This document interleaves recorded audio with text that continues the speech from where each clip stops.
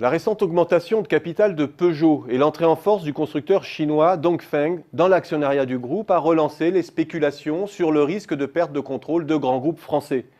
L'État s'est mis pour l'heure en position de défense de l'identité nationale du groupe. Mais la participation à part égale de l'État, de Dongfeng et de la famille Peugeot ouvre vraisemblablement une ère de gouvernance à trois et une forte incertitude sur le devenir du groupe. On le sait et nous l'avons maintes fois souligné, les sorties de crise sont propices aux opérations de fusion-acquisition. La période est en effet favorable à une concentration et à une redistribution des cartes entre gagnants et perdants d'un même secteur d'activité ou d'un même cœur de métier. Lorsque l'horizon conjoncturel se dégage, ceux qui ont préservé ou rapidement restauré leur puissance de feu financière repartent dans des stratégies offensives. Et c'est bien ce que l'on voit déjà aux États-Unis où le marché des FUSAC a bondi de 14% en 2013. Il a en revanche décroché encore en Europe l'an dernier, avec un recul de 23%, touchant son plus bas depuis 10 ans. Conjoncture réelle et financière oblige.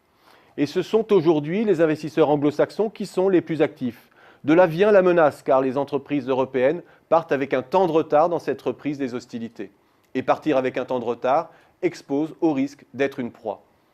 Plusieurs signaux peuvent aujourd'hui mettre en alerte. Premièrement, la participation étrangère dans le capital des entreprises du CAC 40, qui a fortement augmenté depuis 2010, 4,3 points.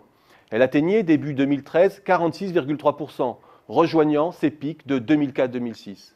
Cette montée en puissance étant principalement réalisée à travers une participation accrue des non-résidents, américains et britanniques notamment, à des augmentations de capital. Deuxièmement, les écarts de valorisation entre les marchés français, allemands, japonais, britanniques ou américains soulignent que les risques de prédation sont élevés pour la France. Les cotations françaises demeurent à 30% de leur pic d'avant-crise, quand le Japon est à 10% et que l'Allemagne et le Royaume-Uni viennent d'effacer leurs pertes. Le SP500, quant à lui, surplombe de 19% ses précédents sommets. Autrement dit, les entreprises françaises sont bon marché, alors que le potentiel de hausse de leur rentabilité est élevé. Troisièmement, d'importants groupes hexagonaux affaiblis par la crise sont confrontés dans leur secteur à des rivaux bien portants.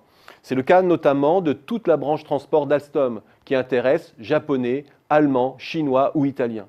C'est encore le cas d'Alcatel-Lucent, pris dans un processus de vente à la découpe, ou encore dans le sillage de Peugeot de l'équipementier Faurecia. Alors attention à ce talon d'Achille français en sortie de crise, car derrière le contrôle des centres de décision se profilent d'autres enjeux lourds, la maîtrise d'un certain nombre de portefeuilles de brevets, la domination de marchés et de réseaux stratégiques, les arbitrages futurs de localisation, le rapatriement des revenus dégagés à l'étranger. Si la France ne sait plus toujours ce qu'elle gagne à travers la puissance de ces groupes, on sait au moins ce qu'elle risque de perdre en les laissant s'échapper.